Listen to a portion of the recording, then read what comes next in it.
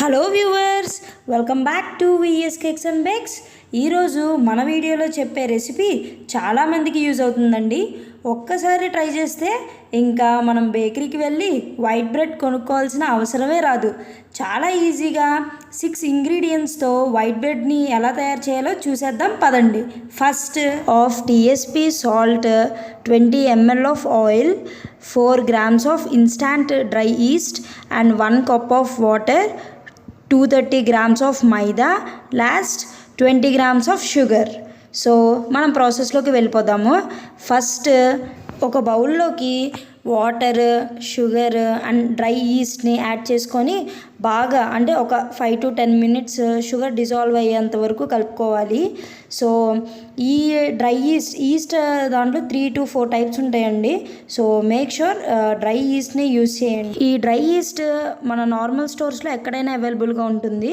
So 5 minutes పక్కన పెట్టుకున్న తర్వాత మైదాని, షుగర్ని యాడ్ చేసుకుని నీట్గా కలుపుకోవాలి. వీడియోలో చూస్తున్నారు కదా ఆ విధంగా. సో దీని తర్వాత అసలైన పార్ట్ స్టార్ట్ అవుతుందండి. సో కొద్దిగా టఫ్ అనే చెప్పాలి, అండ్ ఫస్ట్ టైం చేస్తున్నప్పుడు కొద్దిగా ఇబ్బందిగానే ఉంటుంది. ఇలా కలుపుకున్న డఫ్లోకి ఆయిల్ని పోసుకొని మళ్ళీ ఇంకోసారి నీట్గా కలుపుకోవాలి. ఇంకా ఈ డఫ్ని మంచిగా మన హ్యాండ్స్తో సాఫ్ట్గా ఎలాస్టిక్గా వచ్చేంత వరకు నొక్కుకోవాలి.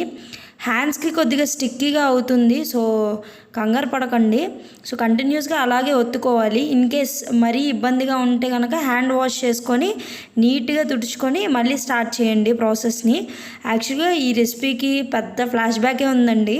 ఈ రెసిపీ నేను ఆల్రెడీ 2 times ట్రై చేసి ఫెయిల్ అయ్యి ఇంకా నా వల్ల కాదురా బాబు అని వదిలేసి మళ్ళీ ఒకసారి మనం అనుకుంటే ఊరుకుంటామా.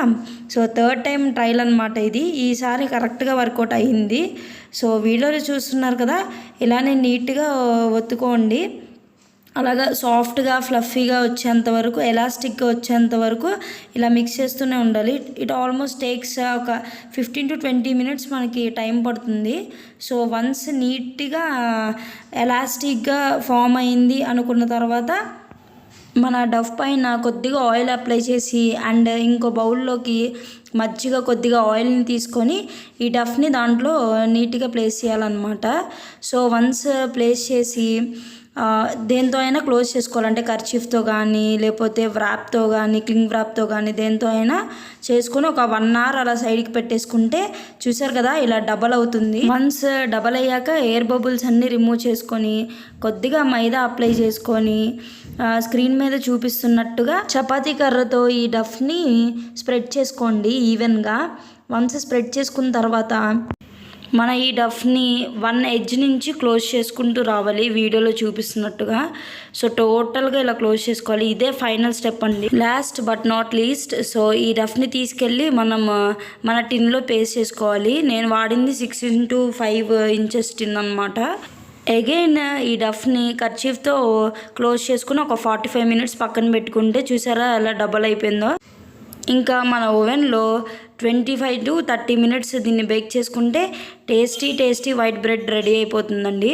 సో పూర్తిగా కూల్ అయిన తర్వాతే మనం దీన్ని డిమోల్డ్ చేసి కట్ చేసుకోవాలి. పైన కలర్ ఏంటి ఇలా ఉంది అనేసి కంగారు పడకండి. ఫస్ట్ నేను అలానే భయపడ్డాను రెసిపీ ఫెయిల్ అయిందేమని, బట్ పర్ఫెక్ట్గా వచ్చింది. సో రెసిపీ నచ్చింది కదా, మరి ఇలాంటి వీడియోస్ కోసం ఏం చేయాలో తెలుసుగా. Do like, share and subscribe.